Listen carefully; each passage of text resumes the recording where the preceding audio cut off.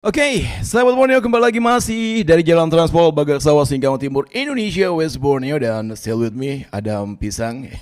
Tapi tadi kita bareng sama Dr. Andi. Sekarang Adam udah beda lagi, ganti lagi nih teman ngobrolnya di kesempatan pagi hari. Sahabat Borneo, kita masih ada di Bincang Sehat sih ya. Jadi 30 menit ke depan kita bakal bareng-bareng ngebahas tentang, kalau tadi sudah ada deteksi dini gangguan jiwa bersama Dr. Andi, sekarang kita bakal ngobrolin seputaran masalah epilepsi, stigmanya dan everything about epilepsi bareng sama yang namanya Dr. Pascanus Lamsihar PT SPN.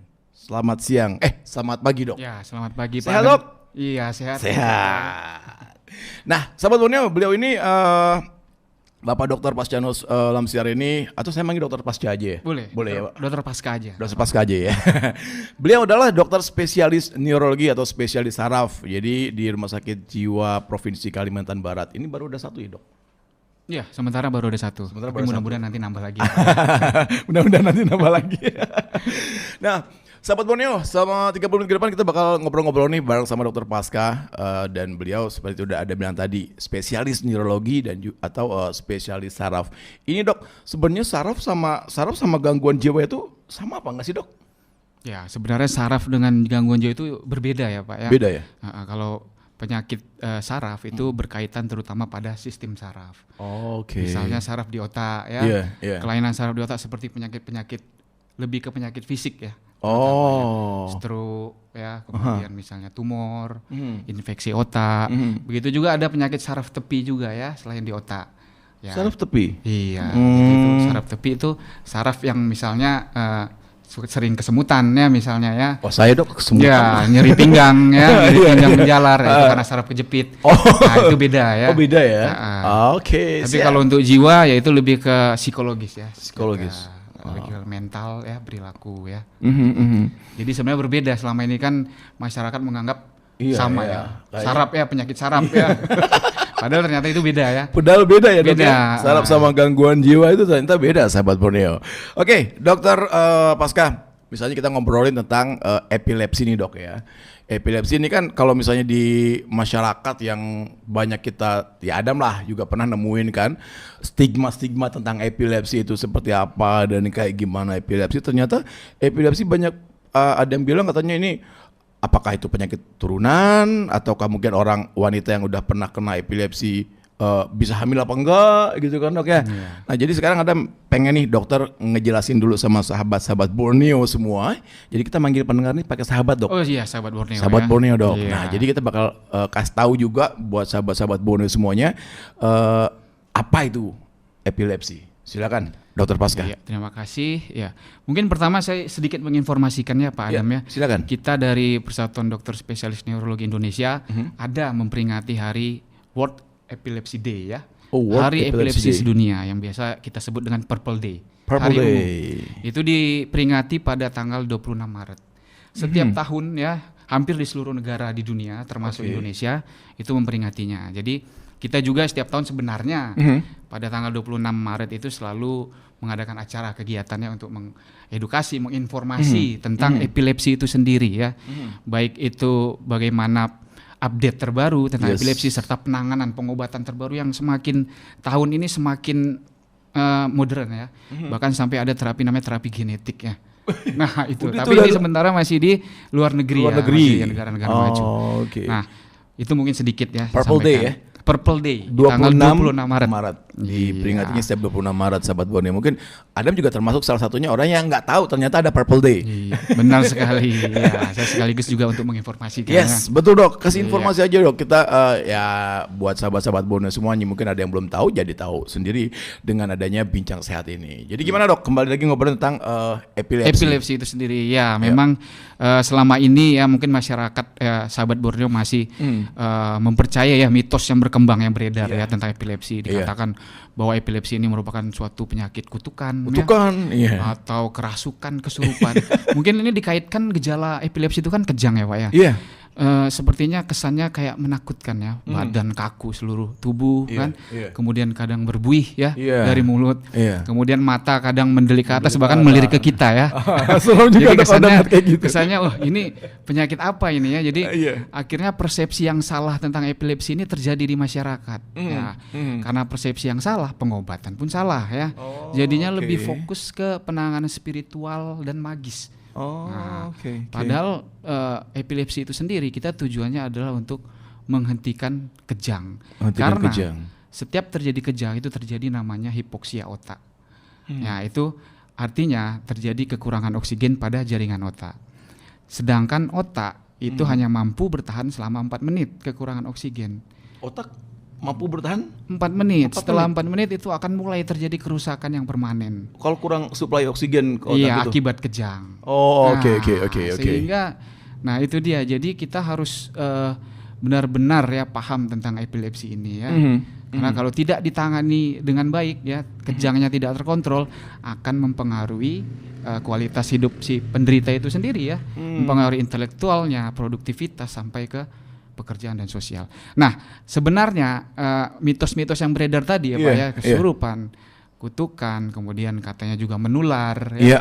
Bahkan ada yang bilang, epilepsi ini tidak bisa diobati, ngapain berobat? Nggak sembuh juga ya. Kemudian juga tadi yang apakah bisa hamil atau tidak. Nah, semua itu tidak benar ya. Jadi epilepsi itu murni penyakit fisik ya. Artinya ada penyakit kronis pada otak akibat gangguan struktur dan fungsi pada otak itu sendiri dengan manifestasi klinis, gejala klinisnya berupa kejang. Itu gejala klinisnya? Klinis utamanya, kejang berulang ya Pak ya. Kejang berulang? Iya. Itu ada durasinya nggak dok? Kejang berulangnya dok? Nah tidak ada, tapi ada kriteria ya. Jadi kita memang ini harus benar-benar paham, karena sekali dokter mendiagnosis dia menderita epilepsi, berarti kita memvonis pasien itu akan minum obat anti epilepsi jangka panjang. Iya dok. Nah itu jadi benar harus paham ya apa sih epilepsi itu sebenarnya. Nah, jadi saya tambahkan lagi ya. Boleh dok.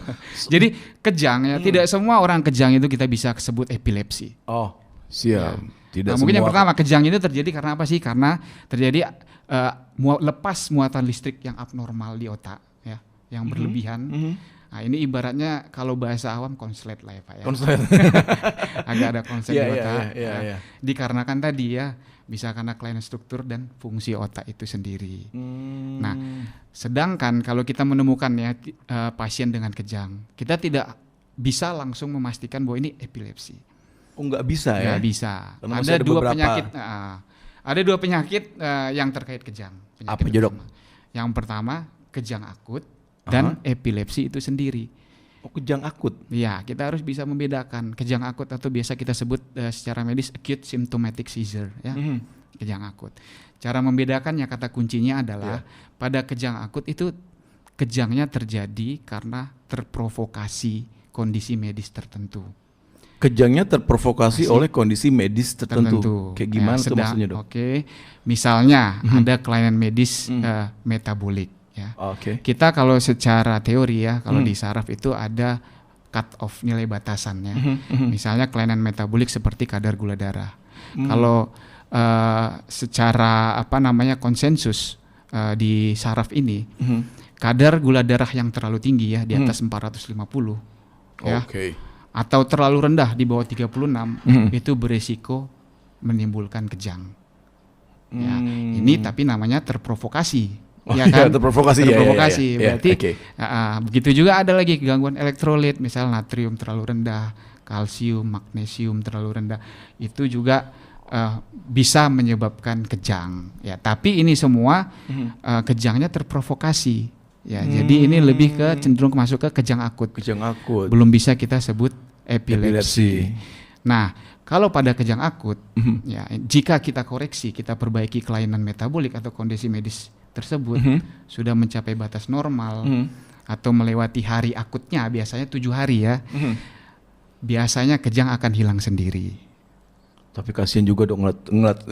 Oh iya, kita maksudnya kita kalau pada kejang akut kita koreksi penyebab kejangnya. Makanya kalau jika ada pada yang pasien kejang kita evaluasi apa sih penyebabnya, kita periksa ya, kita periksa secara fisik, kemudian kita juga periksa laboratorium dan sebagainya ya. Jika ada kecurigaan penyebab akut tersebut harus kita koreksi dulu. Oke. Jadi gitu sahabat Borneo. Jadi yang namanya epilepsi tadi kalau misalnya bisa digarisbawahi itu bukan satu penyakit kutukan ya. Ya kan? Bukan penyakit kutukan ataupun juga kena guna-guna atau something yang goib-goib gitu dong ya. Iya, Terus juga sekarang kalau misalnya epilepsi ini bisa penyakit turunan nggak dok? Penyakit turunan maksudnya bukan penyakit turunan. Penyakit apa? Turunan bukan? Iya, jadi memang epilepsi juga penyebabnya juga bisa kita sebut namanya idiopatik ya. Idiopatik ada juga ya selain penyebab yang bisa kita deteksi. Itu salah satunya adalah genetik. Oke. Iya, Faktor turunan juga bisa ternyata. Tapi memang, jadi kalau di luar negeri itu sudah sangat maju ya Pak ya. Jadi mereka sebelum terjadi epilepsi ya. Jadi ada sebagian warga ya masyarakat bisa mengecek genetiknya. Jadi contoh misalnya ada nama genetik yang risiko epilepsi itu namanya SCN1A dan SCN2A. Nah kalau di sana jika sudah ketahuan nih SCN1A dan SCN2A, di sana ada terapi genetik. Jadi sudah dicegah terjadi epilepsi sebelum terjadi ke depannya. Keren. Tapi di sini belum ada. Mudah-mudahan ke depannya ada. Mudah-mudahan nanti di Indonesia ataupun juga langsung ke Singkawang ini ada yang seperti itu bisa dicegah ya dok ya. Terus mungkin saya tambahkan sedikit tadi, epilepsi mungkin belum saya jelaskan tadi ya. Silakan dok. Ya jadi kriteria kita sebut seseorang menderita epilepsi tadi yang pertama kata kuncinya adalah kejang tanpa provokasi. Kejang tanpa provokasi. Kemudian kejang minimal terjadi 2 kali ya Pak ya. Kejang terjadi 2 kali minimal dalam 1 hari. Jarak antar kejang itu minimal lebih dari 24 jam. Dua misalnya kali hari ini 2 kali dalam 1 hari atau tidak? Misalnya hari ini kejang nih. Iya. Ya. Baru 24 jam kemudian kejang itu baru kita bisa menaikkan diagnosis epilepsi. 24 ya, jam. Hari ini kejang, lusa kejang lagi bisa. Tapi tetap kata kuncinya tanpa provokasi ya. Kita pastikan tidak ada karena epilepsi ini merupakan penyakit kronis yang menyebabkan sudah terjadi gangguan struktural dan fungsi di otak. Masuk kategori kronis dong? Kronis epilepsi. Baru tahu saya dong. Yang akut namanya kejang akut. Kejang akut. Nah, tapi kejang akut selama kita perbaiki faktor provokasinya dia akan sembuh. Tidak perlu berobat jangka panjang. Tapi kalau epilepsi kita harus berobat rutin, ada jangka waktu, ada targetnya. Jadi memang ya itu kita harus berhati-hati dalam mendiagnosis epilepsi karena kita akan memvonis seseorang akan menjalani pengobatan jangka panjang. Iya dok, udah main vonis sudah ngeri-ngeri juga dok. Iya betul sekali.